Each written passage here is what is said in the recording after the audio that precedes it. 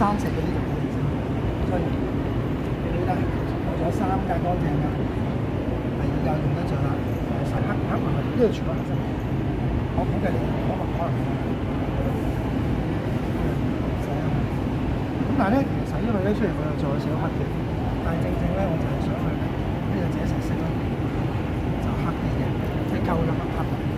如果唔係咧，佢好鮮嘅個色，我認為嗰個色太過，即係太過橙啊！我中意啡啡地啊！我想接過，好係啦，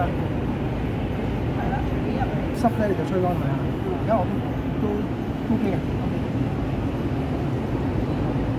好咁我哋攞落去得㗎啦，得唔得？咁就夠㗎啦嚇 ，OK，可以大咗少少啲啦。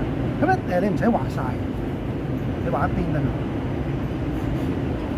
呢啲都唔使畫晒，你畫晒咧，其實咧你就變咗佢。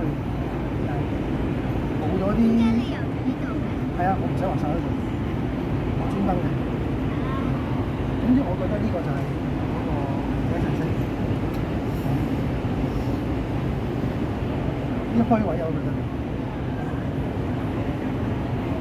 咁咧佢呢個這隻色落咗咧，其實一來佢會現咗個山石嗰個即係嗰個真實少少嗰個景象啦，因為溝咗啲這隻色埋啦。遮晒嘅，我哋兩者就色，啲珠標色嘅。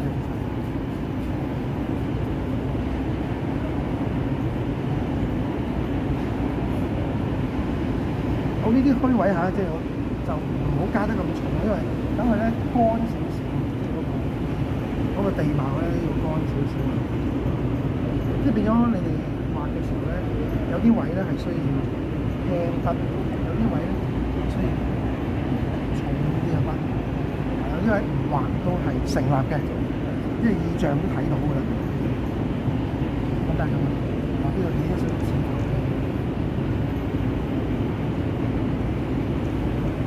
得唔得？即係幻化啲，我得啦。好，打咗一浸咯喎，第2浸，花生唔見咗。